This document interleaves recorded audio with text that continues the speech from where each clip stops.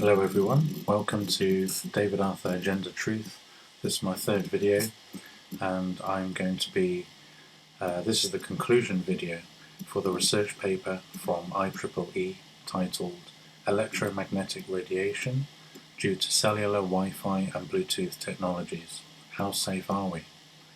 This video is designed so that you can have actual takeaways to apply in your life when trying to minimize the amount of electromagnetic radiation that you are exposed to. The first and most important place to protect is your home. This involves some practical DIY and a few small lifestyle shifts. Then I would look into minimizing your exposure at your workplace, as your home and your workplace are the two main places where you'll be spending most of your time. Here's a summary of the science paper that I discussed in the last two videos that I've prepared for you. So let's go through this. The electromagnetic radiation, EMR, emitted out of wireless communication modules in various electronic devices have been identified by researchers as biologically hazardous to humans as well as other living beings. These are some of the best quotes from the paper.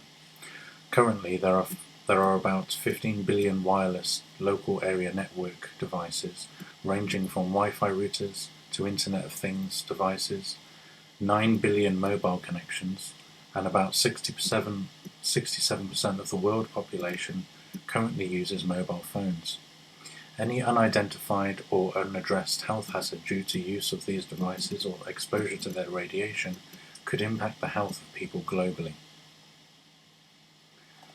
Scientific research on EMR exposure-related biological effects began as early as the 1940s, but gained significant pace in the early 2000s with the widespread increase of EMR exposure due to cellular communications. The radiation emission pattern from a cell phone is roughly omnidirectional. This causes the energy to dissipate in all directions, but this means that a mobile phone emits radiation directly into the head of the user. Similarly, with laptops, their Wi-Fi antennas are roughly omnidirectional in nature. When used on the lap, severe amounts of radiation directly enter the legs, groin, and torso region. With Bluetooth headphones, these have the antenna extremely close to the ear, in addition to the radiation from the earphone itself. The connected smartphone or mobile phone kept in the pocket also emits Bluetooth radiation continuously. And I've put here the table that's from the science paper from IEEE. So we've got the name of the technology, the frequency and the deployment. So 1G 800 MHz 1970 to 1980. 2G, 815, 900, 1800 MHz, 1990, etc. So if you want a copy of this PDF that I've made, then just email me and I'll send it to you. So there it details all of those there. Be wise to note that down.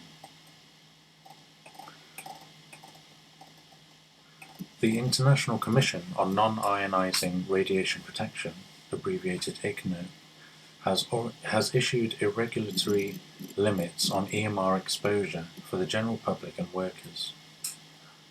ICNIRP's 1998 guidelines have been adopted by most of the countries in the world today, but these limits only take into account the thermal effects of EMR and dismiss evidence on the biological effects of EMR exposure as unclear or unsatisfactory findings. In addition, there are several standards prescribed by medical bodies such as the Building Biology, Bioinitiative and Austrian Medical Association standards. These limits have been arrived at after extensive scientific research of thermal, non-thermal, chronic exposure and biological effects carried out by health experts from across the world. On comparing these limits with those prescribed by ICNIRP, it can be seen that the limits prescribed by the medical bodies are several orders of magnitude lower than those prescribed by the ICNIRP. Ionizing and non-ionizing radiation. When referring to interaction of EMR with biological systems, EMR is categorized into two types, non-ionizing and ionizing.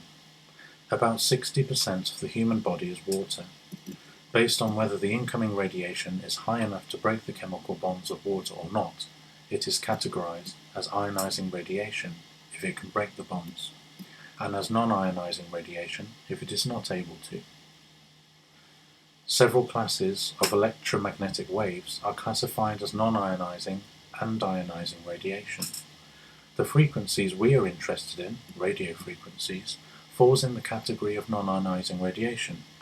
Some of the most common electronic devices which people use today, such as mobile phones, smartphones, laptops, wireless speakers and headphones, and smartwatches, all communicate using radio frequencies. Broadly, they can be categorized into devices which use cellular, Wi-Fi, or Bluetooth technology.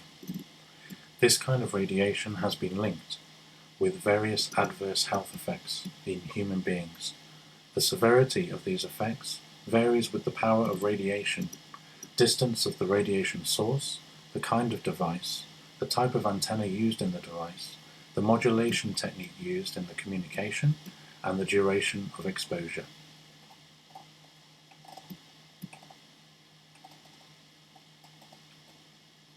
So here I discuss the bodies that we're looking at: ICNIRP, Building Biology, AMA, and Bioinitiative. So we'll start with ICNIRP. 1998 guidelines. What's taken into account? Only thermal and non-thermal due to ionizing and non-ionizing.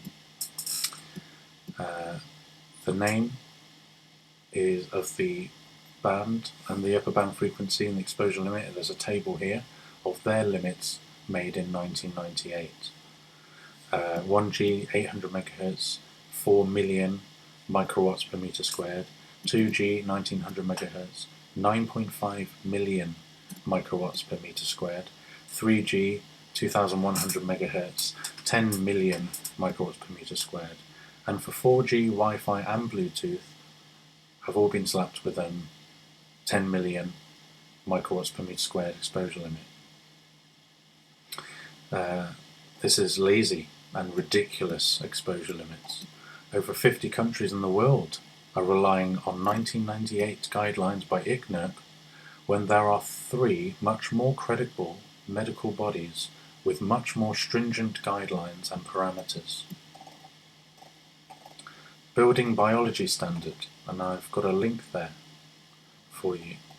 The Building Biology Standard takes into account the physical, chemical and biological hazards present in places where people work, live and sleep. It considers the influence of various factors such as different electric fields, magnetic fields, waves, radiation, indoor toxins, pollutants, fungi, bacteria and allergens. Radio frequency EMR is also included and addressed as a critical influence in their standard. Building Biology Guidelines. What's taken into account? I'll just read those again because it's excellent. Electric fields, magnetic fields, waves, radiation, indoor toxins, pollutants, fungi, bacteria and allergens. It's much more comprehensive. Here are their parameters, the groups. 1 is extreme concern. The values categorized under extreme concern require an immediate attention and swift correction. Short-term exposures to radiation under this category will cause problems like headache, nausea, dizziness, while long-term exposures can lead to more serious diseases. You should really take note of what we're discussing here, extreme concern and severe concern, because you're going to see that a lot in the experiments that are to come. Number 2, severe concern. The radiation values coming under this category are tagged as unacceptable from the point of view of building biology, and they must be addressed. These values are unnatural for human beings. Chronic exposures to these radiation levels can sow the seeds of future health diseases. So lock those in your mind, extreme concern and severe concern. You're going to see a lot of it. Number 3, slight concern. This is a precautionary category, as radiation levels categorized under slight concern can affect sensitive population like pregnant women, small children and unhealthy people. And lastly, number 4, no concern. This category ensures that the radiation levels are safe and will not cause any health hazard. The radiation levels in upper range of this category signify the background radiation level of our modern living environment, which is inevitable in current society. In the case of radiofrequency electromagnetic radiation, the quantity to be measured is power density in the units of microwatts per meter squared. Power densities less than 0.1 indicate no concern. Between 0.1 and 10 indicate slight concern, and 10 to 1000 indicate severe concern, and values greater than 1000 microwatts per meter squared indicate extreme concern. So I've abbreviated all those words in a little table for you there. So look at the difference between those guidelines and the IEEE guidelines. IEEE are in the millions. 10 million they're talking about, when extreme concern is just 1000 from building biology, which takes into account, as we saw, many other different parameters, electric fields, magnetic fields.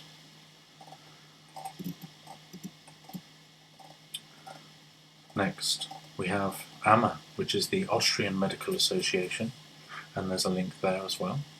The exposure limits prescribed by the medical associations of many other countries are based on the building biology standard. For example, the guidelines prescribed by the Austrian Medical Association suggest the same limits mentioned above as within normal limits, slightly above normal, far above normal, and very far above normal. So they line up exactly with the building biology. Okay, now we have bioinitiative standards. What's taken into account by these guys? They have extensive documentation of adverse biological health effects on both general and sensitive populations because of exposure to EMR. Bioinitiative claims to be an independent body comprising of medically acclaimed professionals who believe that deployment of wireless technology always happens before the health risks are assessed. And they've got 2 reports. You've got Bioinitiative report in 2007 and the latest one is 2012. The standard justifies the cumulative outdoor radiofrequency electromagnetic radiation limit to be reduced from 1000 microwatts per meter squared to just a few microwatts per meter squared, based on several studies related to health effects caused by mobile phone and base station radiation, which is cell towers. The benchmark for lowest observed effect level was found to be 30 microwatts per meter squared. Considering the higher electric sensitivity of children and a safeguard for chronic and long-term exposures, the above-mentioned value of 30 microwatts per meter squared is reduced by 10 times to set the precautionary action level for chronic exposure to pulsed RF radiation between 3 and 6 microwatts per meter squared. So just to give you an idea of where that lies, before in the building biology, there you have 30, which is severe concern, and they're precautionarily taking it down between 3 and 6 into the slight concern area.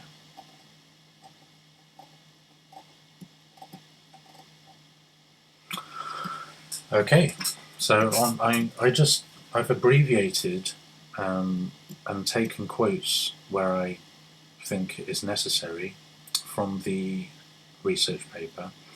There's 10 different experiments that were done in this research paper. So I'm going to read those out to you. Experiment 1 was with a 2G, 3G, 4G phone call, and these are the results. While performing a phone call at very close range, the PFD, which is power flux density, so they had this meter, and they were measuring the power flux density, which is in microwatts per meter squared.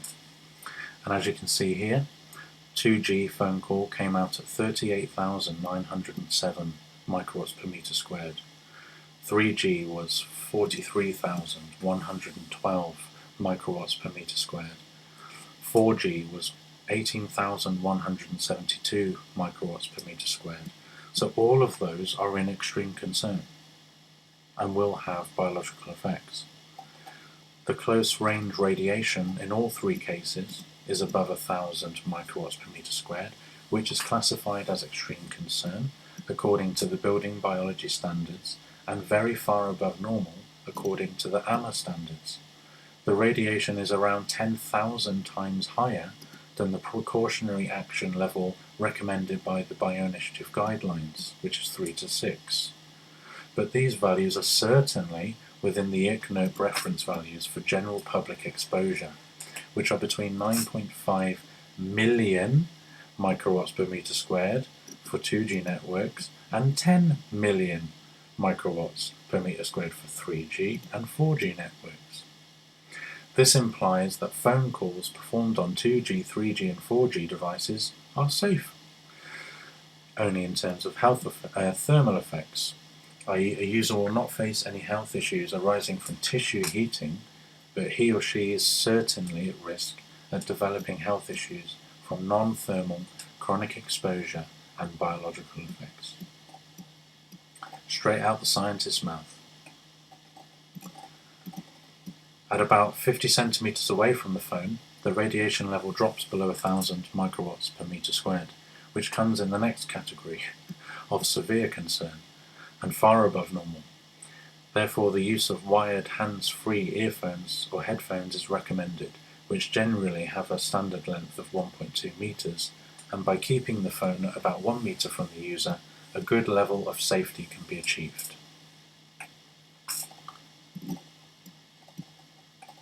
So that was the first experiment. Here's the second one. In this experiment, they were streaming a HD video over 3G, 4G, streaming the data, and measuring the power flux density at very close distances again, which means just next to it. So 3G came out at 38,798 microwatts per meter squared. 4G was 29,682 microwatts per meter squared, and both are in extreme concern. So the quote here, which is a situation of extreme concern or very far above normal according to building biology standards. At a distance of approximately 50 centimeters, the radiation in both cases dropped down to about 1,000 microwatts per meter squared, which is categorized as a situation of severe concern or far above normal. Smartphones are extensively used to stream videos, and therefore it is recommended to keep the phone at least 50 centimeters away on a table to ensure that the user is exposed to a power flux density less than 1,000 microwatts per meter squared. Therefore, 4G networks must be preferred to 3G networks for data consumption. The scenario of 3G, 4G data streaming is similar to the situation of 2G, 3G, 4G in experiment 1, since all the measured power flux densities are well within the range of IEEE reference values for general public exposure, but pose serious health risks when seen in accordance with the building biology, AMA and Bioinitiative standards.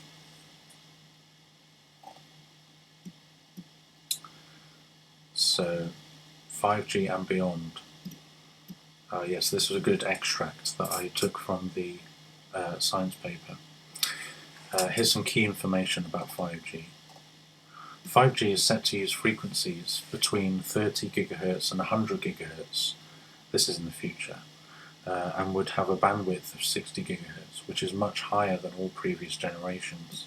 This is on top of more 1G, 2G, 3G, 4G. In 3G cellular networks, the density of base stations is around 4 to 5 base stations per kilometre squared, and the area served by each base station is large and therefore called a macrocell. In the case of 4G LTE networks, the base station density is about 8 to 10 base stations per kilometre squared. The coverage of each base station is lesser and referred to as a microcell. However, in the case of 5G networks, the base station density is expected to be increased to about 40 to 50 base stations per kilometre squared, due to the high propagation loss of millimetre wave technology. The area served by each base station in 5G networks is very small and is commonly called a small cell. Therefore, the 5G architecture will separate indoor and outdoor networks, which means there will be separate access nodes for indoor users. 5G base stations will also be installed on streetlight poles, meaning that people will be extremely close to the base station antennas, whether they are indoors or outdoors. So you won't be able to get away from it. And if you don't believe they're putting 5G on the streetlights, this is straight out of the scientist's mouth. This is on an IEEE document. The high data rate requirement of 5G, which is around 1,000 times more than 4G, is expected to be solved by the use of massive MIMO. MIMO is massive in, massive out, which incorporates a large number of antennas. Thus, 5G networks contain all of everything we've described: macrocells, microcells, relays, streetlight access points, and separate indoor nodes, which operate simultaneously all the time. Due to the extremely high density of base stations, streetlight access points, separate indoor base stations, relays, and massive MIMO technology employed in 5G, a person will be exposed to very high levels of power flux densities, whether he is indoors or outdoors, or whether or not he is using any wireless device in close proximity. In other words, it may be suspected that even the ambient PFD, which a person is exposed to in most situations throughout the day, may fall under the category of severe concern, according to the building biology standard, far above normal according to the IEEE standards, and may be higher than the precautionary action level recommended by the Bioinitiative guidelines. If 5G networks are deployed without careful analysis of expected exposure levels, which they are, almost all people in the area of coverage may be exposed to dangerous levels of PFD, the outcomes of which in the near future may turn out to be calamitous.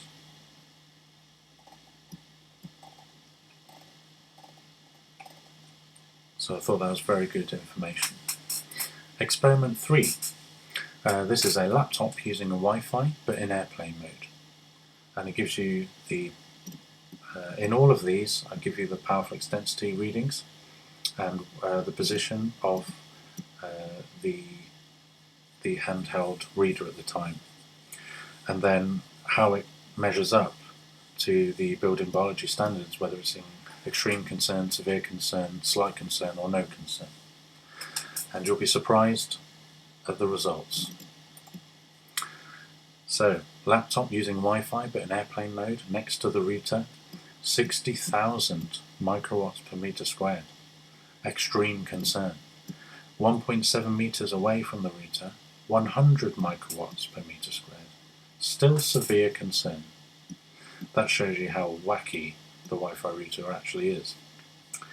Close proximity of the laptop, 12,886 microwatts per meter squared. Again, extreme concern. In the fourth experiment, smartphone using Wi-Fi but in airplane mode. Next to the router, 60,000 again, 1.7 meters, 100 again, but close proximity of the smartphone was 5,123 microwatts per meter squared. Still extreme concern, but preferable over the laptop. So the notes on that are: the power flux density in both cases drops below 1,000 microwatts per meter squared at a distance of approximately 50 centimeters. Although this PFD still falls in the category of severe concern or far above normal, according to the IEEE standards, and is not to be considered safe, let's repeat that, is not to be considered safe, it is still better than the category of extreme concern or very far above normal. Thus, it is better to keep laptops on a table and operate them from an arm's distance, or keep the smartphone on a table while watching lengthy videos. Keeping a laptop on the lap or keeping a smartphone connected to the router in the pocket for long durations would result in dangerous amounts of radiation directly entering the body.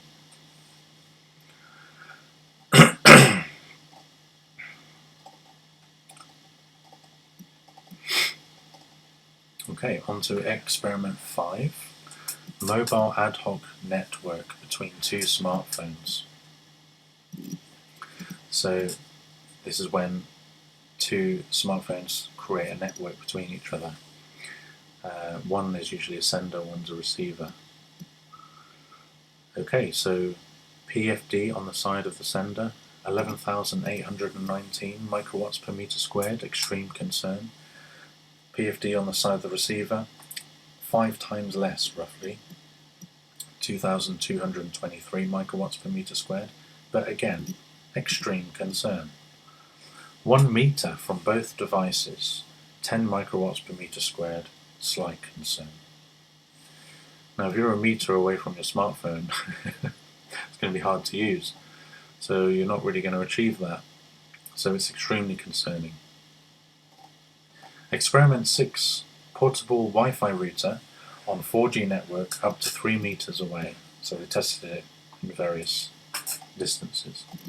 In close distances, 92,237 microwatts per meter squared. Extreme concern.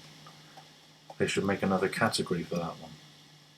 Considering next to the Wi-Fi router normally is 60,000, this time on a portable one on a 4G network, you're jacking that up to 92,000.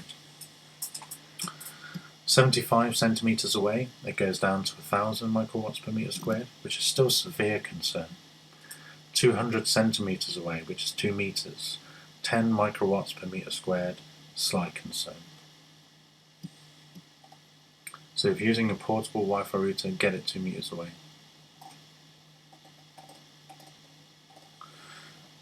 Bluetooth speakers with audio stream connected to smartphone. So next to the speaker was 487 microwatts per meter squared, severe concern. Next to the smartphone, 152 microwatts per meter squared, severe concern. 50 centimeters away from the smartphone, 10 microwatts. 25 centimeters away from the speaker, 10 microwatts. And they're both slight concern. So Bluetooth speakers aren't as bad, as long as you're not next to them. You have to be 50 centimeters away from both the device and the Bluetooth speaker. Experiment 8. Bluetooth earphones connected to smartphone in pocket. EMR readings on different parts of the body while wearing Bluetooth earphones. And I typed all of these out. And as you can see here, no matter where you are in the body, you have extreme or severe concern. No matter where you are. So this was Bluetooth earphones connected to smartphone in the right pocket, and wireless, of course. So the right side of the head, 4,500. Left side of the head, 7,500. Right shoulder, 1,010. And they're all extreme concern. Left shoulder, 270. Sternum area, 18. So where your heart is, you're getting 18 microwatts just by using Bluetooth headphones. Abdomen area, 50 microwatts. Right hip, that's where your phone is, 850 microwatts per meter squared, severe concern.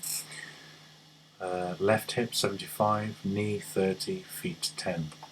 So the feet get away with it the most, but it's still severe concern. Do you see what's happening here? Experiment 9, smartwatch connected with smartphone in pocket. The EMR readings on different parts of the body while wearing a smartwatch. So right side of the head, 2 microwatts, left side of the head, 3 microwatts. So that's just slight concern. Yeah, so we're not really worried about that. The right wrist, which is where you are wearing this smartwatch, is 986 microwatts per meter squared. And that's at the very top of severe concern, almost into the extreme. So it's really bad, because it's actually touching your skin. The left shoulder area and the sternum are both 3, so they're slight. The abdomen gets a little hit, 128 microwatts, and that's severe concern. The right hip area, again where your phone is 1053 microwatts per meter squared. Extreme concern. Your right hip and your left hip is 8, knee 1, feet 0. So finally, feet get a little rest, and you get no concern there. So here's some good takeaways from that I took from the paper.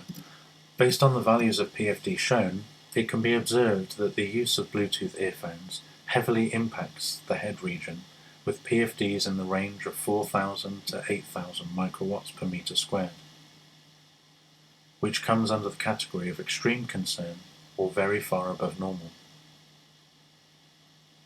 In the region of the pocket where smartphone is kept, the PFD is 850 microwatts per meter squared, which is a situation of severe concern or far above normal.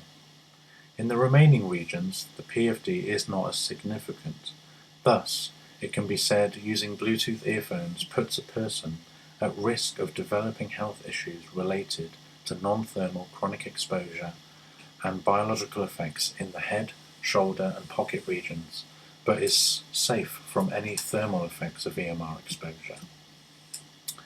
In the case of a Bluetooth smartwatch, the radiation in the pocket region as well as near the smartwatch is around 1,000 microwatts per meter squared, which can be considered a case of extreme concern or very far above normal. Therefore, it is expected that a person may develop health issues arising from non-thermal chronic exposure and biological effects only in the pocket and wrist regions.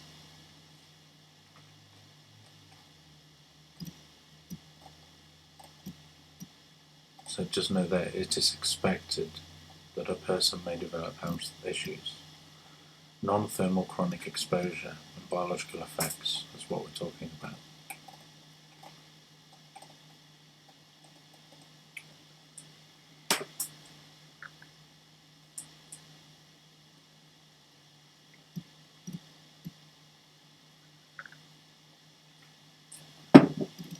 I've got turmeric tea today. Lovely. Now, experiment 10. Placement of different devices in a collective exposure scenario, simulating an office job. This is where it gets really juicy. Human being was sitting at a desk using these devices. So your smartphone, a laptop, Wi-Fi router on desk, Bluetooth smartwatch, Bluetooth earphone and Bluetooth speaker. Just picture it. You're on your phone, typing away on the laptop, your Wi-Fi router's on the desk, you've got a Bluetooth smartwatch, you've got a Bluetooth earphone in the one that you're not speaking in, and you've got a Bluetooth speaker on the desk as well. It's kind of a worst case scenario. But, unfortunately, a probable scenario. So, here we have it. Bluetooth, these are the radiation levels. Look at this, guys. Extreme concern in everywhere except the feet, which is still severe.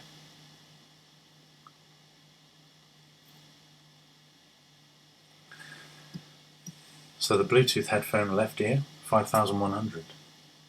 Smartphone in the right ear, 36,700. Left shoulder area, 3,300. Sternum area, 12,300. Abdomen area, 5,700. Left wrist smartwatch area, 33,600, just as much as the phone. Groin area, 8,700. Feet area, 500. Laptop area, 13,200. Bluetooth speaker area, 1,500. And the Wi-Fi router area, drum roll, 133,400 microwatts per meter squared. Again, they should have another category for that.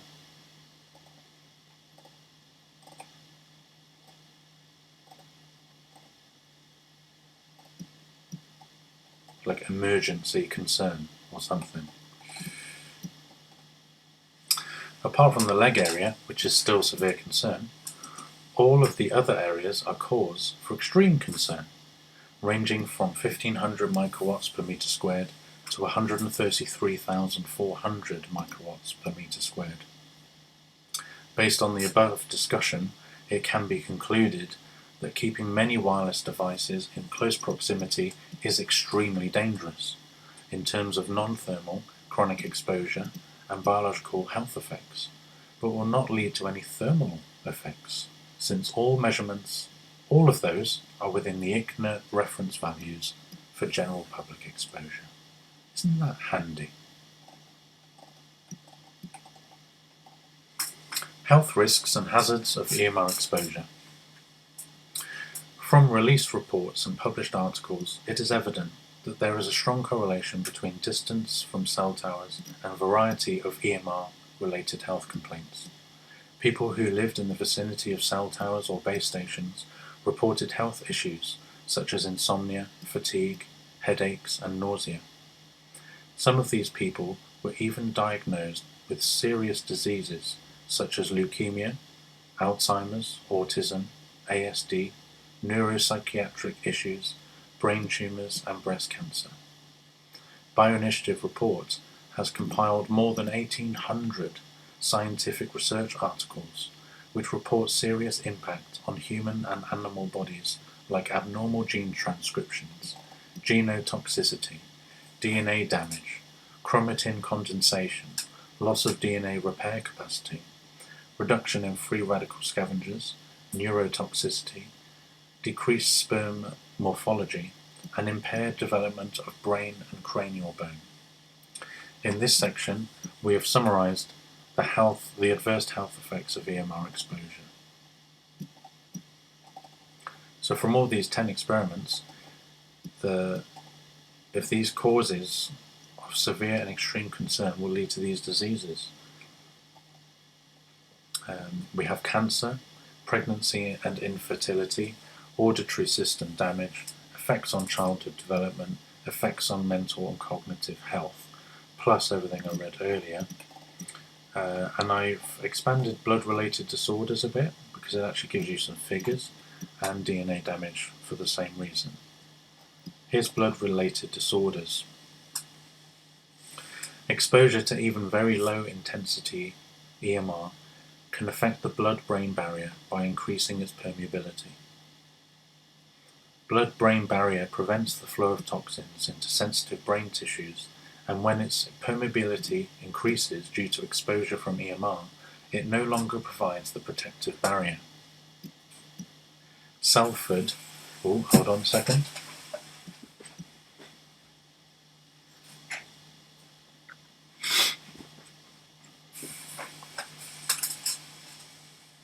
My stock is boiling over. So where do I get to? Salford conducted a study and found that just a single 2-hour exposure to EMR from cell phone results in an increased leakage of blood-brain barrier, and 50 days of such exposure can lead to neuronal damage. The EMR level as low as 0.001 watts per kilogram can affect the blood-brain barrier, and this limit is about 1,000 times lower than the FCC 1.6 watts per kilo and IEEE 2 watts per kilo limits that they have allowed. Research is required to investigate the damage done by EMR exposure on other barriers like the blood placenta barrier that protects the developing fetus, the blood-testes barrier that protects developing sperm, the blood-ocular barrier that protects the eyes, and the blood-gut barrier that protects proper digestion and nutrition. So the blood is very important. Okay, moving on to DNA damage. DNA molecules in our body directly interact with EMR. The double helical structure of DNA causes it to act like a fractal antenna. The characteristic of a fractal antenna is that it interacts with a wide range of frequencies. Therefore, the structure of DNA makes it vulnerable to damage from EMR exposure over the entire range of non-ionizing frequencies, i.e. from extremely low frequency range, 300 Hz to 3 kHz, to radio frequency range, 3 kHz to 300 GHz. This interaction of DNA and EMR generates free radicals, produces stress proteins, and causes gene mutations. Human DNA and stem cells are permanently damaged by EMR exposure, as they do not have the ability to adapt to chronic exposures of EMR, and thus DNA repair is not possible. Again, these are quotes straight from the science paper that I read in full in the last two videos.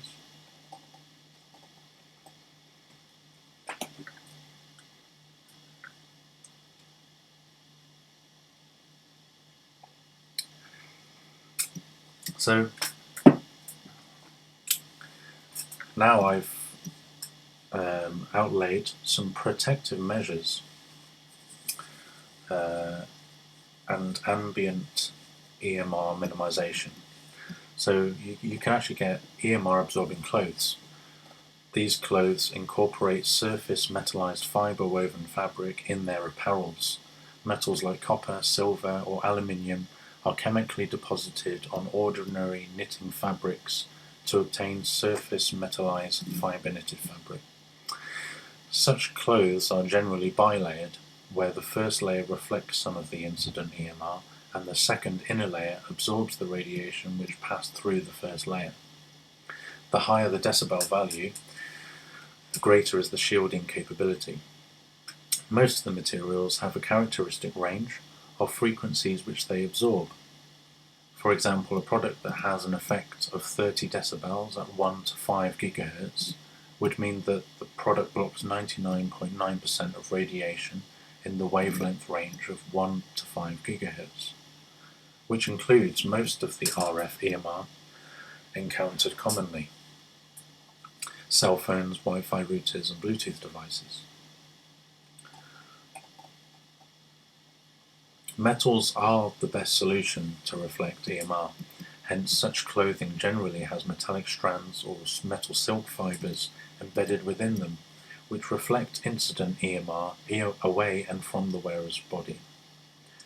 Metal silk fibers are also blended with regular fabrics to obtain specially designed electromagnetic shielding fabrics, which are used to make different clothing products such as curtains and blankets. Chemical deposition processes are also used to form a conductive metal plating on top of regular fabric. In any of the above-mentioned varieties of EMR protective clothing, the shielding capability increases with the amount of metal used in the product. So it's definitely something to consider.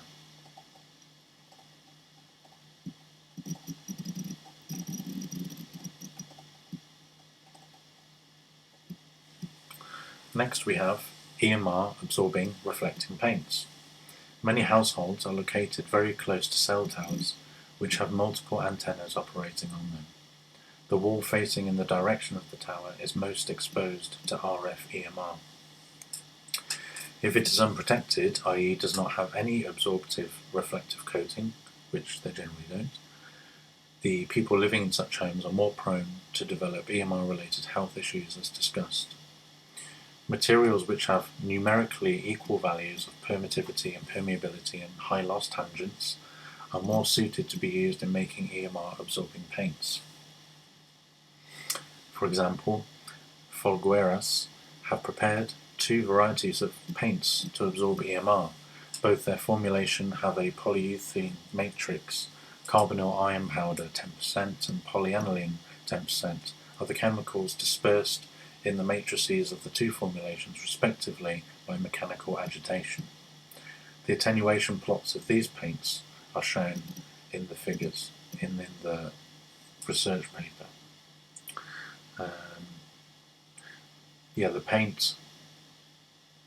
The first paint achieves attenuation of 8 decibels, 84.1% at 10 GHz, and the paint of the next one achieves attenuation of 4 decibels, 60.1% at 12 GHz.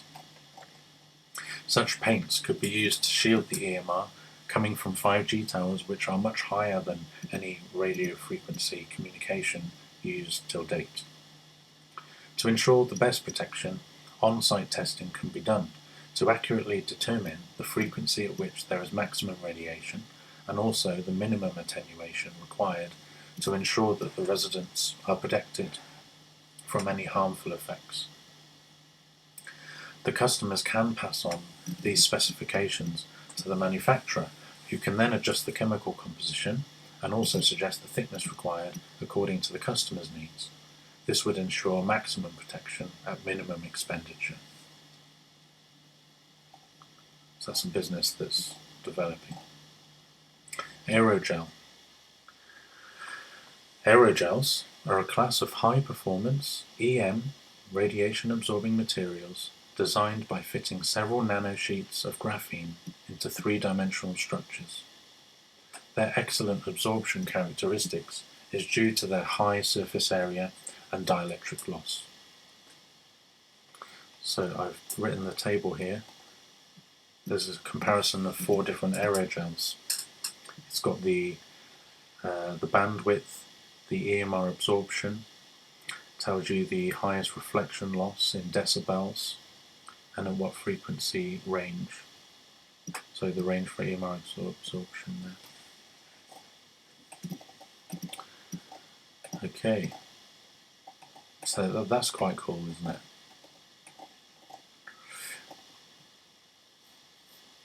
Next, proactive preventive techniques. In homes, your main priority is to avoid getting exposed to 2.4 GHz Wi-Fi signal. Here are some measures you can take. Wi-Fi, use an Ethernet cable for your connection to your desktop. For tablets and phones, there are adapters that you can buy so that you can use Ethernet with these devices. Wi-Fi must be avoided unless absolutely necessary.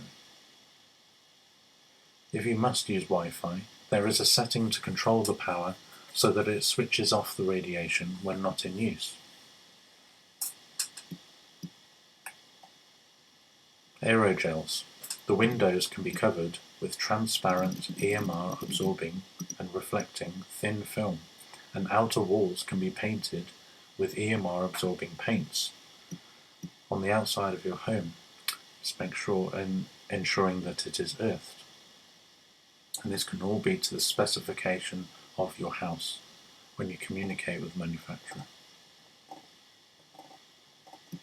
Phones. Use of landlines for long talks should be preferred over mobile phones and cordless phones. And I would say keep your mobile phone on airplane mode if you're not using it.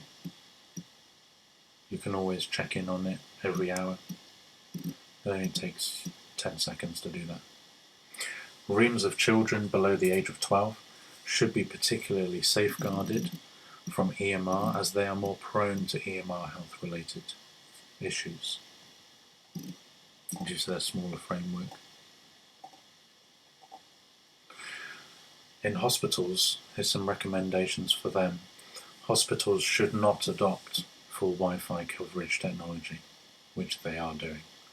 Preferably they should give Ethernet ports to all the doctors and hospital wards.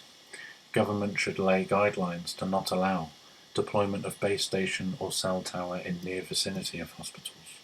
I know there are 5G MIMOs outside hospitals.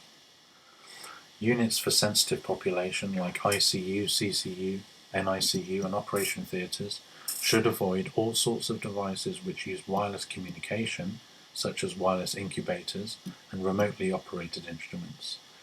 Only those sources of EMR should be used which are meant for medical purposes.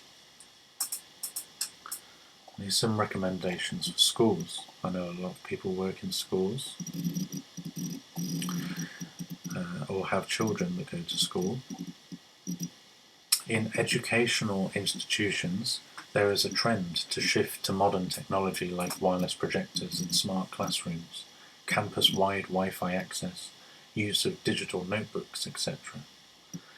As we have mentioned before, children are very sensitive to EMR, and health issues like autism and impaired mental development are becoming very common among young population. Schools where children spend almost 8 to 10 hours of their day need to minimize the ambient EMR levels inside the classroom by using EMR absorbing paints and window films. School authorities should give special rules and guidelines for high population density zones, such as classrooms and school buses, which get really high EMR levels due to everyone using wireless devices simultaneously.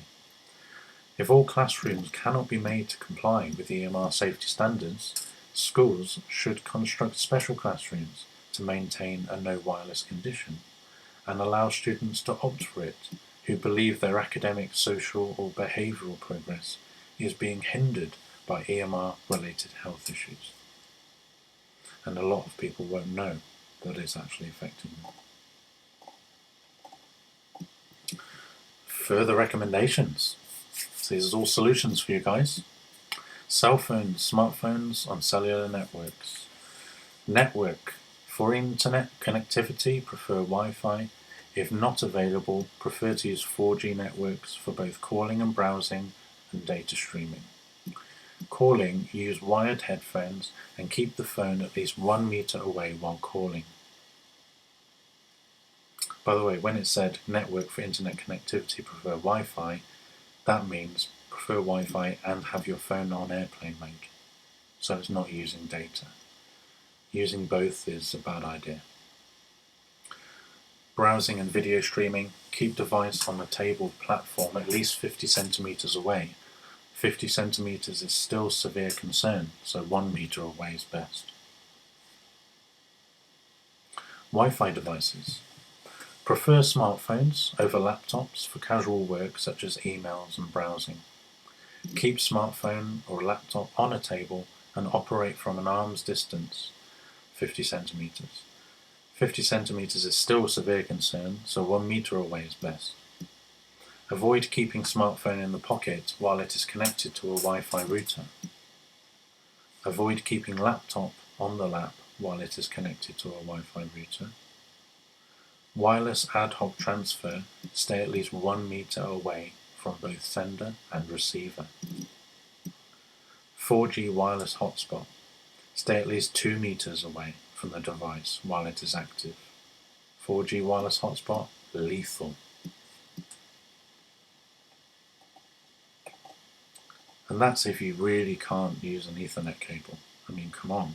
I've got an Ethernet cable running from the bottom of my house, outside of my window, right up to the bedroom, where we can access the tablet on airplane mode, Ethernet cable, and it's just great. No wireless worries whatsoever. Bluetooth devices. For speakers, keep speakers at least 25 centimeters away and connected smartphones at least 50 centimeters away. Smartwatch, listen to this, avoid unless absolutely necessary. Earphones, Bluetooth earphones, avoid unless absolutely necessary. They're not necessary.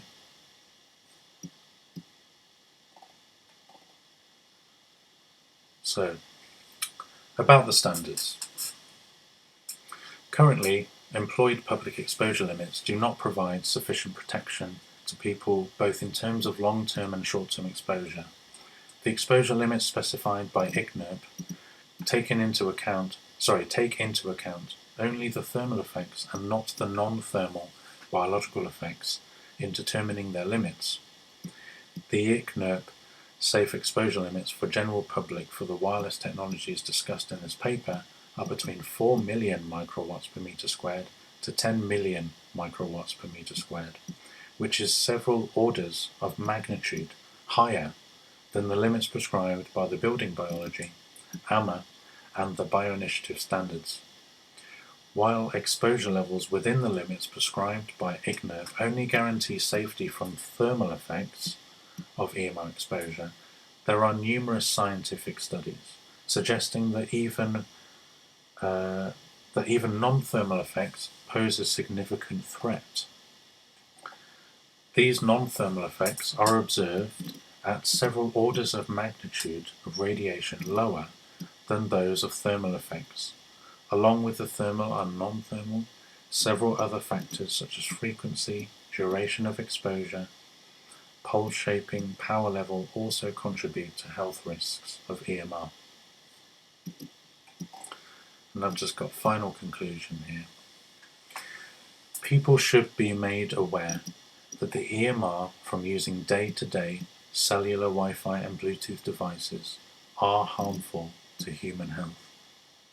The levels of radiation observed in most cases, such as phone calls, internet browsing on laptops and smartphones using wireless routers and hotspots, Bluetooth smartwatches, and smartphones are unsafe when compared with radiation limits determined by medical bodies.